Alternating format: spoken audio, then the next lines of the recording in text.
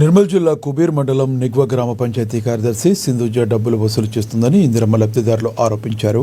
నిగ్వ గ్రామానికి చెందిన నందబాయి, సోనుబాయి అనే ఇద్దరు లబ్ధిదారుల నుండి చెరొక 20,000 రూపాయలు తీసుకుని పాత స్థలంలో కాకుండా కొత్త స్థలంలో ఇల్లు కట్టుకునేందుకు లొకేషన్ మార్పు కోసం డబ్బులు తీసుకుందని బాధితులు ఆరోపించారు. డబ్బులకు సంబంధించిన ఆడియో బయటకు రావడంతో ఇందిరమ్మ బిల్లు రాకుండా తమను వేధిస్తుందని సంబంధిత అధికారులు తమకు న్యాయం చేయాలని కోరారు.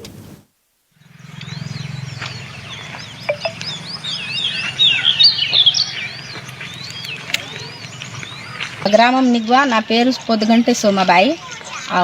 అక్కడ ఇల్లు తీసినాం సార్. అటు తీసినమైతే ఆడ జాగా సాలక ఇటు మళ్ళీ ప్లాట్ కొనుక్కున్నాం. మళ్ళీ మొగ్గేస్తా అన్నది. మొగ్గేయదలిగి అట్లా జాగా బదిలీయదలిగి 20,000 కావాలా అని అన్నది.